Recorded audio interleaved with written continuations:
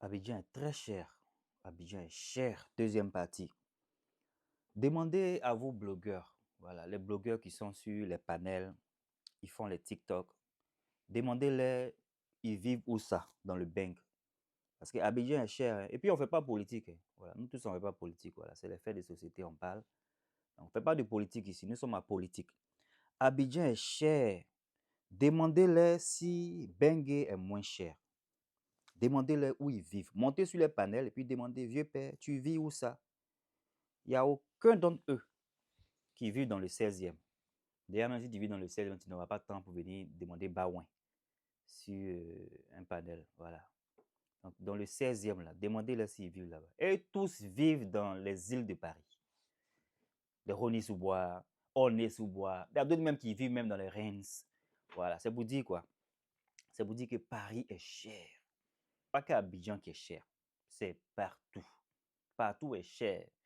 Les petits coins là, s'ils sont dans les petits coins mais qui sont proches même de Paris, voilà. Ils vont vous dire qu'ils vivent à Paris. Hein. Oui, c'est ça.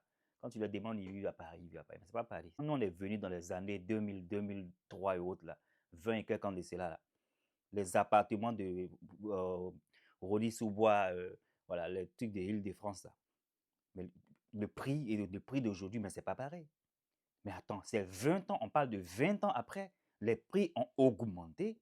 Vous pensez que ceux qui vivent à Rennes, ceux qui vivent à Lille, ceux qui vivent dans les villes lointaines de Paris, là, vous pensez que c'est parce qu'ils n'aiment pas Paris? Bon, il y a des gens, c'est leur choix, ils n'aiment pas où il y a le bruit et tout ça. Moi, j'aime plus où il y a le bruit. Quand j'étais plus jeune, j'aimais plus où il y avait le bruit à cause de la vie, la jeunesse, les bois de nuit et tout ça. Mais maintenant, quand tu prends de l'âge, tu veux élever tes enfants, éduquer tes enfants, tu préfères dans des coins bien sécurisés. Donc voilà, c'est peut-être un choix pour des gens de vivre à Lille ou Reims et autres là. Mais la plupart des gens qui vivent là-bas, c'est les gens qui ont peut-être été encouragés à vivre là-bas parce que c'est moins cher. Moi, quand j'avais migré comme ça en Angleterre, voilà, avec ma soeur et son mari, les gens avaient dit à ma soeur et son mari de venir vivre dans une ville que je ne vais pas forcément dire le nom, mais qui est une ville qui était loin de London, mais qui était une ville moins chère. Ce que tu payais pour la chambre à Londres, mais c'est ce que tu payes et tu gagnes 3 chambres salon. Donc, pourquoi rester quelque part et puis tu vas vraiment galérer alors que tu peux vivre une petite vie de Louga dans un petit recoin, qui est une ville qui est lointaine, mais qui est vivable. You understand? C'est pourquoi beaucoup de personnes qui viennent ici, nous, les personnes qui ont duré ici, les grands frères, on ne leur demande même pas de vivre dans les villes. Il y a des opportunités dans les villes, on ne dit pas le contraire. Il y a des avantages dans les villes, mais il y a aussi les désavantages dans les villes. C'est pour ça, vivre dans les banlieues ou vivre dans les villes lointaines sont plus favorables parce que tu gagnes plus pour ton argent. Voilà. C'est clair que tu n'auras pas beaucoup de privilèges, beaucoup de privilèges, tu n'auras pas beaucoup de privilèges parce que oui, dans les villes lointaines, vous voyez Paris comme ça, Paris c'est comme à Djamé, tu peux avoir le polo, tu peux avoir la beau diamant, tu peux avoir tout ce qui est frais de Babi. Voilà. Dans les grandes villes, c'est comme ça, c'est les opportunités des grandes villes. Tu peux avoir tout ce qui est frais de ton pays d'origine, mais en même temps, tu peux venir te faire ton shopping et puis repartir pour au moins un mois. Ou tu peux te faire expédier. Maintenant, les gens vendent tout sur TikTok. Les femmes même vendent les polos ici. On voit les gens qui vendent les placards. Donc, tu peux te faire tes achats en ligne et puis on te délivre. C'est ça qui est bon aussi pour les goudrons. Parce qu'on te délivre avec une voiture. Donc, c'est pour ça, nous, on dit que goudron est important. Quand on dit à goudron, à Abidjan, on dit on ne pas goudron. Goudron te permet d'avoir tes marchandises devant ta porte.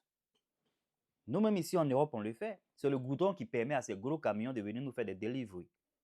On te délivre les choses devant ta porte, c'est parce que le goudron a servi au développement de ce pays. Donc, j'espère qu'après cette vidéo, vous qui dites que le goudron n'est pas bon, vous allez changer de mentalité parce que si vous vivez en Afrique, bien sûr, Abidjan est saturé.